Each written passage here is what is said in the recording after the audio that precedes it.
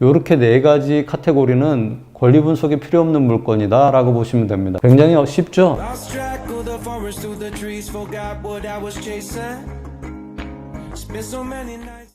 안녕하세요. 공매화재 권수장입니다. 원비드 공매 오늘 물건 분류에 대해서 한번 알아볼까 합니다. 공매 시장의 매력을 느끼고 오신 분들이 원비드 사이트에 접속해서 물건을 찾게 되는데요. 일단 원비드 공매 물건들의 분류에 대해서 공부하지 않고 물건들을 찾아보는 오류를 범하게 되는데요. 이 물건이 어떤 물건인지 정확히 파악을 하지 못하고 경매 물건을 찾아보듯이 똑같이 원비드 공매에서 물건을 찾아보게 되는 상황이 벌어져요. 이런 경우에 압류재산 공매가 아닌 물건들을 압류재산 공매인 것처럼 인식을 하고 권리 분석을 하거나 매각 공고문을 읽어보지 않고 공매에 입찰하게 되는 경우가 생기는데, 이럴 때 여러 가지 어려운 문제들이 발생할 수 있는 소지가 있습니다. 왜냐하면 원비드 공매에 나와 있는 물건들 중에 압류재산 공매만 법원 경매와 동일한 권리 분석 절차를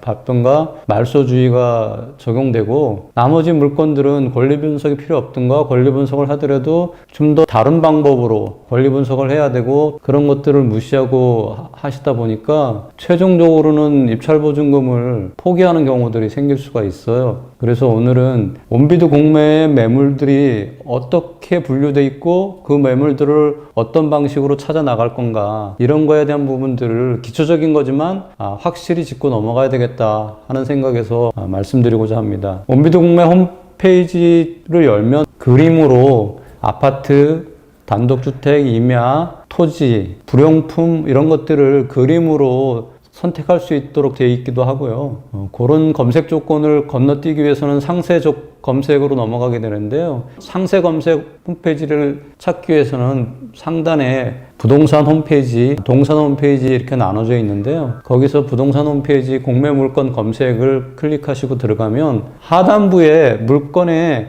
종류가 나열되어 있고 그 종류 앞에 체크란이 있어요. 그래서 상세 검색을 할 때 내가 어떤 물건을 검색해야 될까 하는 부분들을 체크하게 되어 있거든요. 그런 부분들에 대해서 지금 말씀드리려고 하는 거예요. 상세 조건 검색 페이지의 하단부에 좌측에 캠코, 이용기관, 그리고 그 우측에 캠코에는 어떤 물건들이 있고 이용기관들은 또 어떤 물건들을 내놨는지 거기에 나열되어 있는데요. 여러분들께서 그게 어떤 물건인지 정확하게 정의되어 있지 않은 상태에서 검색을 하시면 한꺼번에 검색이 되니까 좀 전에 말씀드린 그런 우려를 범할 수 있어요. 일단 캠코라고 써져 있고 우측에 나열되어 있는 물건 종류들을 설명을 드려볼게요.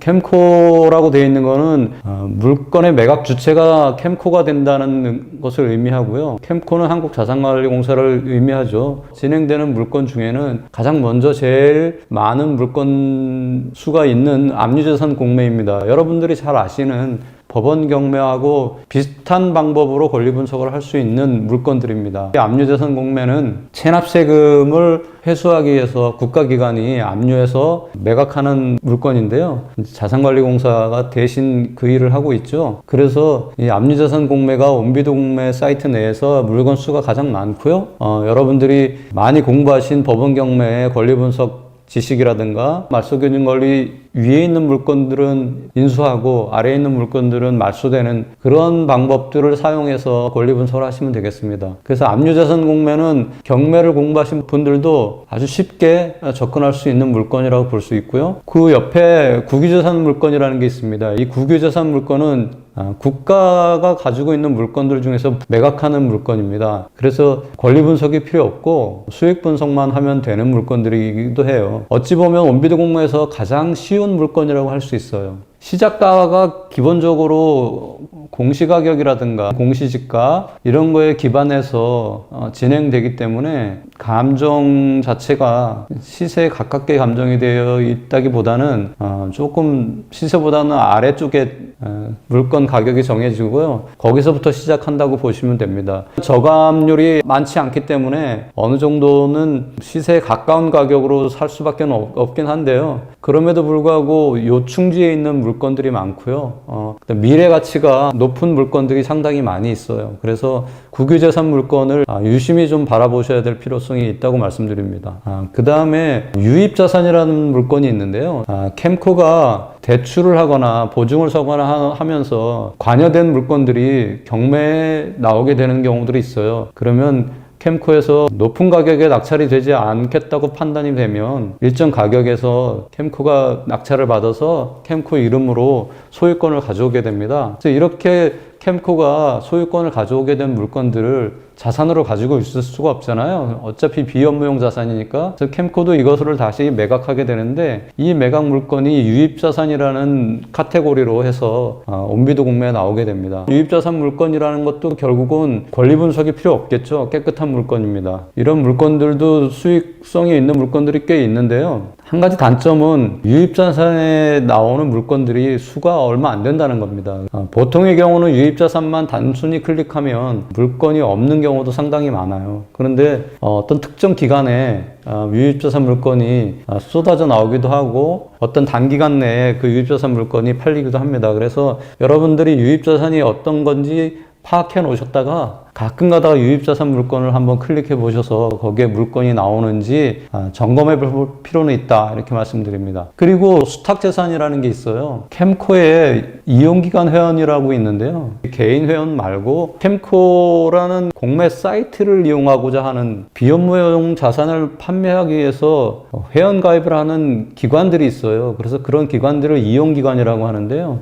이런 이용기관들이 캠코가 매각하도록 위탁하는 경우가 생겨요. 캠코 입장에서는 수탁받은 물건이 되잖아요. 그래서 이걸 수탁재산이라고 표현을 하고 그렇게 물건이 나오게 됩니다. 그래서 이런 수탁재산 물건에는 여러 가지 이용기관들이 있을 수가 있는데요. 일단 신탁회사들이 좀 많고요. 그 다음에 금융기관 중에서 신용금고, 새마을금고 이런 쪽에서도 위탁을 해서 판매를 하기도 하고요. 1금융기관은 아니지만 2금융, 3금융 아니면 뭐 공공기관 이런 쪽에서 비업무용 자산들을 캠코에 위탁해서 매각하는 물건이라고 보시면 되고요. 이런 물건들은 전부 다 매각 공고문이라는 첨부물이 붙어져 있어요. 그래서 이런 물건을 볼 때는 법원 경매나 아니면 압류재산 공매 물건을 하듯이 우리가 기본적으로 알고 있는 권리분석 지식 이런 것들을 이용하시면 안 되고요. 공고문을 기반으로 해서 유의사항을 잘 보시고 권리 분석을 하셔야 됩니다. 매각 공고문에 현황 그대로 인수한다 이런 표현들이 있어요. 낙찰 받으면 현황 물건 그대로 임차인이 있으면 임차인을 인수하고 유치권이 있으면 유치권도 인수해야 되고 등기상의 제한 물건들이 있다 그러면 그것들을 다 인수하는 조건들이기 때문에 매각 공고문을 읽어보지 않고 이런 물건을 덥석 입찰하시면 큰 어려움을 당하실 수가 있어요. 그렇다고 해서 이런 물건들이 수익성이 없는 물건이냐 하면 그렇지 않습니다. 수익성 있는 물건들이 많이 있기 때문에 여러분들이 조금만 공부하시면 큰 수익을 볼 수 있는 그런 물건이라고 생각하시면 되겠습니다. 좀 전에는 제가 캠코가 매각 주체인 물건들을 지금 제가 설명을 드렸는데 이번에는 이용기관이 매각 주체가 됩니다. 그러니까 국가기관이 캠코에 위탁을 하기도 하고 또 어떤 국가기관은 직접 자기가 매각 주체가 돼서 물건을 내놓고 매각을 하기도 합니다. 그래서 국유재산이 여기에도 있는 거고요. 여기 있는 국유재산 역시 권리 분석이 필요 없고 수익 분석만 하면 되는 물건입니다. 그리고 또 공유재산이라는 물건 카테고리가 있는데 이 공유재산도 역시 공공기관에서 내어놓는 물건이라고 보시면 되고 공공기관이 소유권을 갖고 있는 물건이다 보니까 이 공유재산 역시 권리 분석이 필요 없는 물건이다. 그렇게 이해하시면 되겠습니다. 캠코가 주체가 된 국유재산, 그 다음에 캠코가 주체가 된 유입자산 이 두 가지 하고요. 이용기관이 주체가 되는 국유재산, 공유재산 이렇게 네 가지 카테고리는 권리 분석이 필요 없는 물건이다 라고 보시면 됩니다. 그래서 경매나 공매 공부를 전혀 하지 않았는데 공매를 할 수 있을까? 공매를 통해서 돈을 벌 수 있을까? 물건을 싸게 살 수 있을까? 이렇게 생각하시는 분들은 이 네 가지 카테고리만 별도로 체크해서 물건을 검색하시고 수익 분석만 하셔서 물건을 낙찰받으시면 되겠습니다. 굉장히 쉽죠? 그리고 이용기관이 주체가 된 물건 중에는 기타 일반 재산이라는 물건이 있어요. 이 기타 일반 재산 물건이라는 거는 캠코가 주체가 된 수탁재산 물건이랑 비슷하다고 이해하시면 돼요. 그러니까 신탁회사가 보유한 재산을 직접 매각할 때는 기타 일반 재산이라는 카테고리를 이용해서 매각을 하게 됩니다. 그러니까 결국은 이것도 신탁회사 물건이죠. 담보신탁이라든가 유동화 채권으로 해서 넘어온 저당권이 있는 신탁 물건이라든가 이런 것들이 기타 일반 재산에서 매각이 되는데요. 이 기타 일반 재산 물건 중에는 신탁회사의 매각 공고문들이 첨부가 되어 있습니다. 되도록이면 다 인수해서 확인을 하셔야 되고요. 특별히 유의사항 같은 부분들을 아주 집중적으로 공부하셔서 그 유의사항을 내가 어떻게 피해갈 것인지, 그리고 현장 조사 가서 내가 인수해야 될 내용들이 존재하는지 여부들을 꼼꼼히 체크하시고 입찰에 임하시면 될 것 같습니다. 그 다음에 이용기관이 주체가 된 물건 중에 금융권 담보 물건이라고 있어요. 금융권 담보 물건은 보통의 경우는 동산이 많이 나와요. 금융권 담보 물건은 동산이라고 생각하시면 되고, 부동산은 찾아보기 좀 어렵다 이렇게 보시면 됩니다. 왜냐하면 금융기관이 양도담보 계약을 체결해서 대출을 실행하게 되는데, 그때 그 담보 잡는 양도담보 물건이 보통은 기계류라든가 공장에 있는 어떤 장비 이런 것들을 양도담보로 금융권에서 담보를 잡거든요. 근데 그런 것들이 양도담보 물건에서 이제 주를 이루면서 물건이 소개가 되고 매각이 돼요. 동산의 일부분이다라고 생각하시면 될 것 같습니다. 자, 그러면 정리를 한번 해드릴게요. 온비드 공매, 일단 주체가 캠코냐 아니면 주체가 이용기관이냐, 이렇게 둘로 나눠지고요. 크게는 캠코가 주체일 경우에는 압류재산 공매가 주를 이루고요. 그 다음에 국유재산, 유입자산, 수탁재산, 이렇게 분류가 돼서 공매가 이루어지고요. 이용기관이 주체가 된 공매는 국유자산, 공유자산, 기타 일반재산, 금융권 담보물건, 이렇게 나눠지고 있습니다. 그래서 여러분들이 온비드 홈페이지에 들어가서 그냥 주택, 아파트, 토지 이렇게 검색하는 것도 나쁘진 않지만, 그렇게 검색을 하실 경우에는 압류재산, 국유재산, 공유재산, 기타 일반재산, 수탁재산 모든 것들이 혼합돼 가지고 물건이 소팅되기 때문에, 물론 거기에도 압류재산이나 수탁재산이나 이런 것들이 다 표기는 되어 있음에도 불구하고 혼란스러우실 수가 있어요. 그래서 경매 권리 분석에 자신이 있다, 명도나 이런 것들에도 자신이 있다, 그러신 분들은 압류재산 공매 체크하신 다음에 검색을 해보시는 게 가장 좋고요.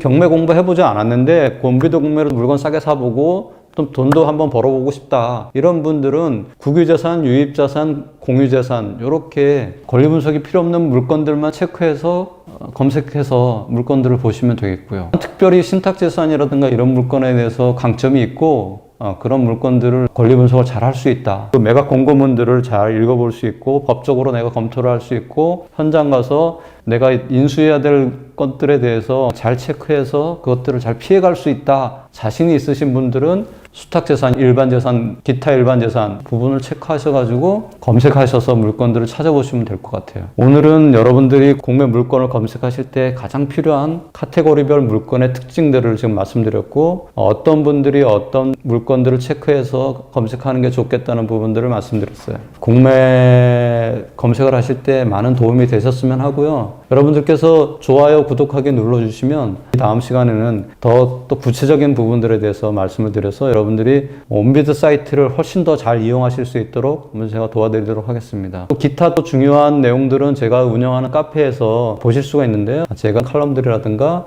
추천 물건들을 올려놓거든요. 그런 것들을 확인하실 수가 있겠습니다. 감사합니다.